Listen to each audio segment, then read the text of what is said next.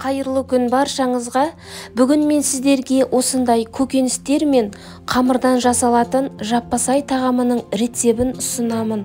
Бұл тағамды кейде үнді мантысы деп те атайды. Оразаға міндетті түрде жасап көріңіз. Бір жасағаннан желініп кететін өте дәмді болып шығады. Ең алдымен жұмсақ еттерді алып, оларды ұсақтап, төрт бұрыштап тураймыз. Бір дана сәбізді де алып, тура осылай етіп, оны да кубиктап турап шығамыз. 4-5 картошканы ұсақтап турап, капустаны да осылай тураймыз. Қамырын дайындау үшін аздаған су мен тұз салып, оған бір жұмыртқа салып, еттің қамырында етіп, қаттылау қамыр илейміз. Иленген қамырымызды 5-6 минутқа тындырып қойып, қамыр тынғаннан кейін оны жайып бастаймыз.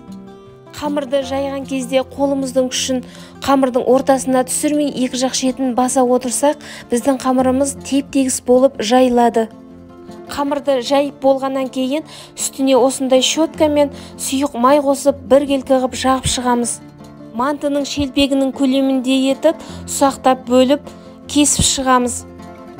Барлығын дайындап алғаннан кейін тамағымызды пісіруге дайындаймыз. Майды құйып, сарымсақты қуырып, ұсақтап турап алған етімізді қуырып, үстіне төртбұрыштап туралған сәбізімізді салып, оның үстіне капустаны салып қуырып аламыз. Мен жарты шай қасықтай томат пастасын қостым.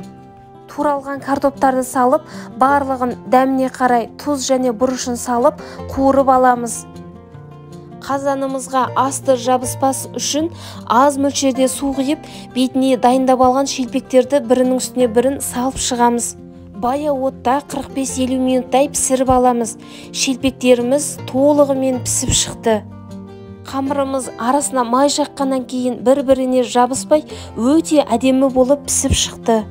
Достар, менің каналымда алдағы уақытта шығатын осындай керемет рецептерді өткізіп алмас үшін каналға тіркеліп, қоңырауша белгісін басуды ұмытпаңыз. Бетіне қалауымыз бойынша ас көк сеуіп, дастарханға ұсынамыз. Өте дәмді болып шықты. Балалар да бұл асты өте жақсы көріп жейді.